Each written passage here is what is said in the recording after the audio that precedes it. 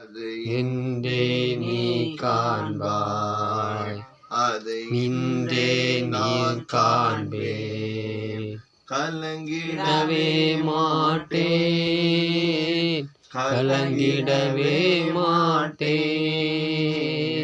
கலங்கிடவே மாட்டேன், கலங்கிடவே மாட்டேன். நம் இயேசு கைவிட மாட்டா, நம் இயேசு கைவிட மாட்டா. நீங்க இதுவரைக்கும் அப்பா 2025 வரைக்கும் கைவிடாத தேவன். 2026வது வருஷத்துல முதல் வாரத்துல அப்பா 2ஆம் தேதியில வந்து நிக்கிறோம் அப்பா. இந்த வருஷம் முழுசா நீங்க கைவிடாம நீங்க பாதுகாத்து கொள்ளும்படியா நான் ஜெபிக்கிறேன் அப்பா. சிங்க குட்டிகள் பட்டினியாய் கிடந்தாலும் கர்த்தரை தேடுவதற்கு ஒரு நன்மையும் குறைபடாது என்று சொன்ன வார்த்தையின்படியாக நீங்க அப்ப இந்த பிள்ளைகளுக்கு ஒரு நன்மையும் இந்த வருஷத்துல குறைபடாதபடிக்கு கர்த்தர்களை பாதுகாத்து இவங்களை வழி நடத்தி இவங்க தேவைகளை சந்தித்து இவங்களுக்காக உள்ள காரியங்களை நீங்க அப்பா எடுத்து வைக்கிற முயற்சிகள், எடுத்து வைக்கக்கூடிய தீர்மானங்கள், எடுத்து வைக்கக்கூடிய ஆலோசனைகள் எல்லாவற்றிலையும் கூட இருந்து நீங்க நடத்தும்படியா நாங்க ஜெபிக்கிறோம். தடைகள் எல்லாம் நீங்கட்டும், போராட்டங்கள் எல்லாம் நீங்கட்டும், சத்துருடைய கிரியைகள் எல்லாம் அழிக்கப்படட்டும், தேவ பயம் உண்டாகட்டும், தேவ மகிமை இறங்கட்டும், தேவ கரம் இறங்கட்டும். தகப்பனே விசேஷமாக அன்பு தாயார் இந்த இடத்துல வந்திருக்கிறாங்க. தாயார் நம்முடைய கரத்துல நாங்கள் ஒப்பு கொடுத்து நாங்கள் ஜெபிக்கிறோம்.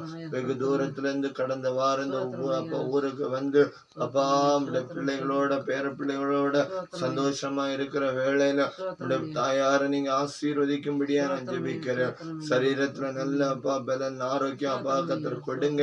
தேவைகள் எல்லாம் சந்திக்கப்படும்படியாக அப்பா ஆகாரத்துக்குள்ள அப்பா தேவைகள் சந்திக்கப்படும்படியாக அனுதினமும் அப்பா காய்கறி வாங்கக்கூடிய காரியங்கள் அப்பா பண தேவைகள் அப்பா பொருட்கள் தேவைகள் தகப்பனே அப்பா நீங்க உங்களுக்கு கொடுக்கும்படியா நாங்க ஜெபிக்கிறோம். தடைகள் எல்லாம் நீங்கி போகணும் அப்பா. இது நிமித்தமா குழப்பங்களோ வேதனைகளோ வீட்டுல வராதபடி நாங்கள் ஜெபிக்கிறோம். மீதி எடுக்கத்தக்கதான வருமானங்கள் உண்டாகணும். விசேஷமா தகப்பனே அந்த மகனுக்காக நான் ஜெபிக்கிறேன். சகோதரனை ஒப்பு கொடுத்து நாங்கள் ஜெபிக்கிறோம் அப்பா. திருமணத்தை குறித்து நாங்கள் பேசிருக்கிறோம் அப்பா.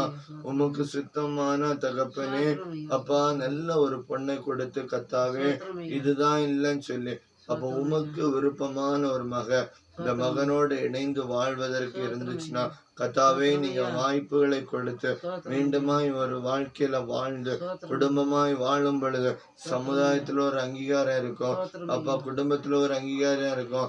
அது மட்டும் இல்ல ஊழியத்துக்கும் அப்பா ஒரு பக்க துணையா இருப்பா ஆண்டவரே. அப்பா பிள்ளைகளை பார்ப்பதற்கும் ஒரு பக்க துணையா இருப்பா ஆண்டவரே. உமக்கு விருப்பம் இருந்ததுன்னு அந்த காரியத்தை மகனுடைய வாழ்க்கையில நிறைவேற்றி கொடுங்க தகப்பன். ஏற்ற வயதுல அப்பா நீங்க ஒரு நல்ல மகளை ஏற்படுத்தி விடுங்க அப்பா. மகனுக்கு 44 முடிந்து 45 ஆயிருக்குது அப்பா.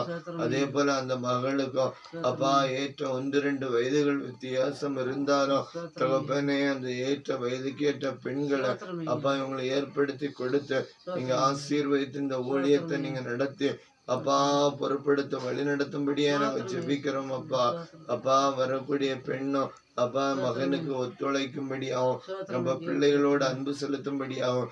எந்த ஒரு சூழ்நிலையிலும் பிள்ளைகளுக்கு மேல கசப்போ பிள்ளைகள் மகள் மேல கசப்போ வராதபடிக்கு கத்ததாமே நடத்தி கொடுக்கும்படியா நாங்கள் ஜெபிக்கிறோம் அப்பா. அதே போல மகன் சொன்ன காரியங்களுக்காக நாங்க ஜெபிக்கிறோம் அப்பா. ஒரு நல்ல நிலம் அப்பா அரசாங்கம் கொடுக்கறோம் பட்டா ரெடியா இருக்குன்னு சொல்லி இருக்கிறாங்க. கத்தருக்கு சுத்தம் இருந்ததுன்னா அந்த காரியத்தை மகனை கொடுத்து அப்பா பிள்ளைகளை மகிழ வைக்க பண்ணும்படியா நான் ஜெபிக்கிறேன். குடும்பத்தை மகிழ வைக்க பண்ணும்படியா நான் ஜெபிக்கிறேன். தடைகள் எல்லாம் நீக்கி போடும்படியா நான் ஜெபிக்கிறேன் தகப்பனே. விசேஷமாக தேசப்பா அந்த குடும்பத்துல கூட அப்பா மகனும் நல்ல சபை கட்டணும்னு எதிர்பார்க்கிறாங்க. அந்த சபைக்குள்ள காரியங்களையும் கத்தர் ஆசீர்வதிச்சு கொடுப்பீராக. தேவைகள் எல்லாம் சந்திக்கும்படியா நான் ஜெபிக்கிறேன் தகப்பனே. தகப்பனே அப்பா அந்த யாரு ஸ்பான்சர் பண்ணணும்னு நினைக்கிறாங்களோ அவங்க பண்ணி எங்களுக்கு கொடுத்து அவங்களுடைய ராஜ்யத்தை கட்டி அப்பா வரக்கூடிய உபத்திரவத்தின் காலத்துல மகனை பலப்படுத்தி ஸ்திரப்படுத்தி நம்முடைய அன்பை அநேகருக்கு சொல்ல கர்த்தருடைய நாமத்தை மகிமைப்படுத்த ராஜ்யத்தின் சுவிசேஷத்தை அப்பா சகல ஜனங்களுக்கும் அறிவிப்பீங்கன்னு சொன்ன வார்த்தையின்படியா மகன் அறிவித்து உடைய நாமத்தை உயர்த்த கர்த்தாவே நீங்க பலப்படுத்தி கிருபை பாராட்டும்படியா நான் செபிக்கிறேன். இந்த சபையை ஆசீர்வதிங்க.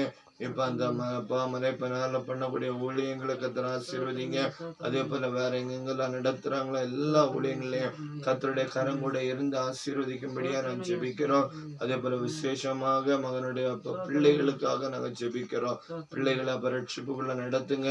கீழ்ப்படுகிற பிள்ளைகளாய் மாற்றுங்க.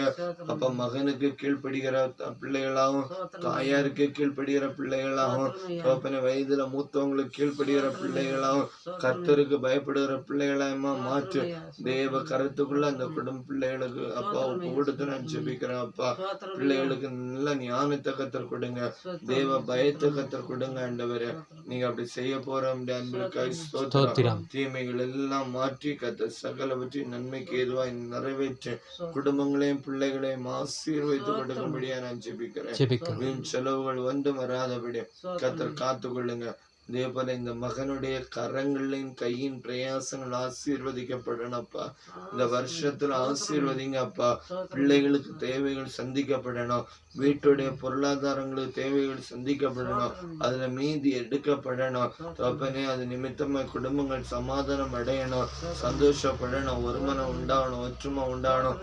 பண பிரச்சனையினால குடும்பத்துல சண்டை வராதபடி கர்த்தாவே நீங்க காத்து கொள்ளும்படியா நான் ஜெபிக்கிறேன்ப்பா.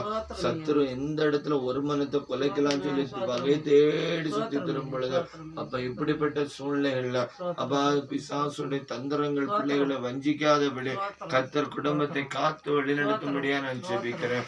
வீண் செலவுகளுக்கு கர்த்தர் விலக்கி பாதுகாத்துக் கொள்ளுங்க. தயவாய் நடத்துங்க. உங்களுடைய கிருபை தாமே இந்த குடும்பத்தை